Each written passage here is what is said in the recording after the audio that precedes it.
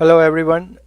In this module, we are going to see what type of degrees are actually classified as STEM degrees, what percentage of the foreign students are actually studying in STEM professions, what percentage of them actually they stay in United States, where there are, which local markets, how many jobs are being affected, what type of jobs they're taking, and salaries and job opportunities.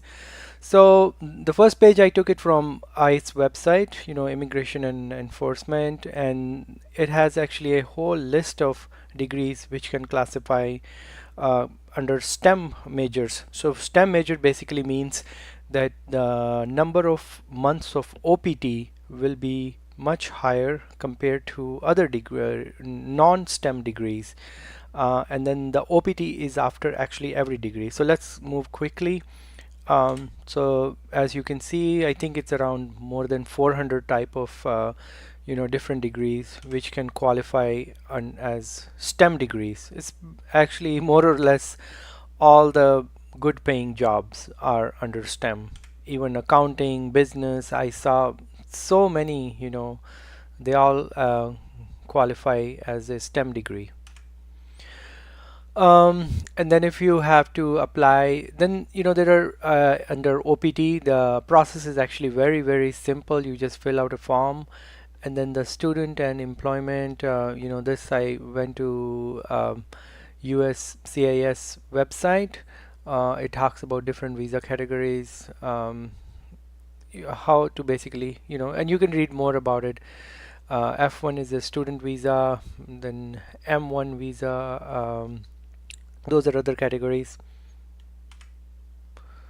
M1 vocational students, M2 children and spouses of M1, then M3 Canadian, and then there is a exchange visitor visa, many other categories actually.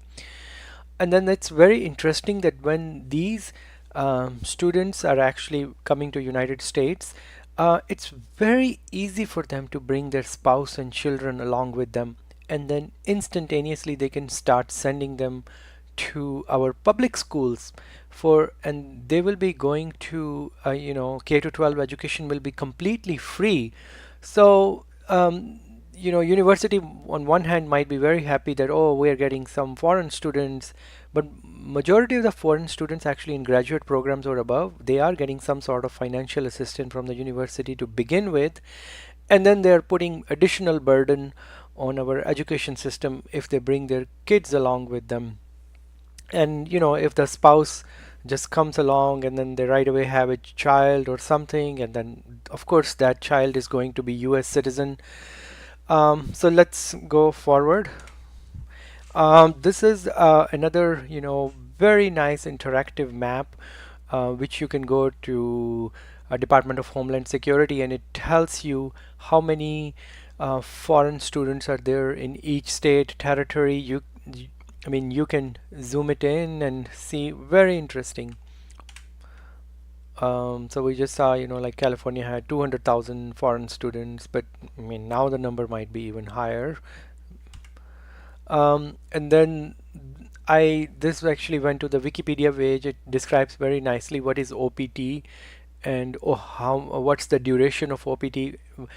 As we saw, a big jump, in the number of foreign students happened when they extended the OPT duration from 12 months to 36 months.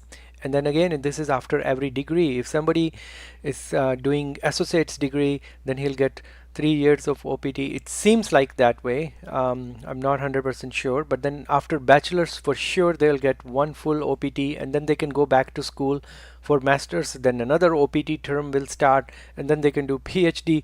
So it's pretty much like, you are looking at maybe if a foreign student comes here for 4 years of bachelor degree, 3 years of OPT, then 2 years, 3 years to do masters, then another 3 year. Easily they can stay here, and then if they go to do the PhD, easily 10-15 years target easily. And then in the meantime they can apply for work permit or get married, and then they also bring their spouses or something, then they can have US citizen children, or if they already have children, they can send their children to school for free. So enormous burden is actually pushed, to public education system. Okay, so this is option with OPT under old rules. Then there is a new rule that they granted when, additional 24 months extension, but you can read more about it. Then there are very easy to find jobs on OPT. There are plenty of OPT search engines, portals. Easily you can find, jobs because the salary is much lower, which the employers will have to give to a regular US citizen or permanent resident. As you can see, many other websites where you can find jobs. Then this from Wikipedia, same page, it talks about number of OPTs granted. Actually, the number is much higher, as we will see in the next slides. Now in 2018, this is older number. There are around, I think, 1.5 million foreign students working in US on different categories. So we'll go there. Very nice website from Pew Research. It talks about so much information about foreign students, where they are. Um, this talks about foreign students who stayed and worked in US under OPT after graduation, which metropolitan areas are. So let's go there. 170,000 foreign students in New Jersey, Newark area, Long Beach, Los Angeles area, 97,000. Their percentage increase, this is from 2004 to 2016. Lot of information, as you can see.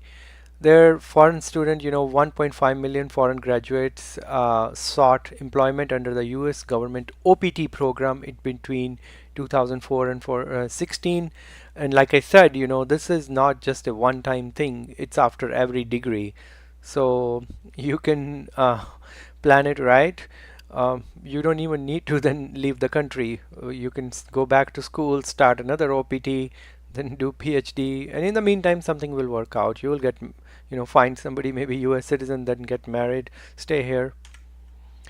Okay, profile of foreign students who worked in, okay, this is again types of degrees obtained before the OPT: masters, bachelors, even associates. There you go, 6% of had associate degree.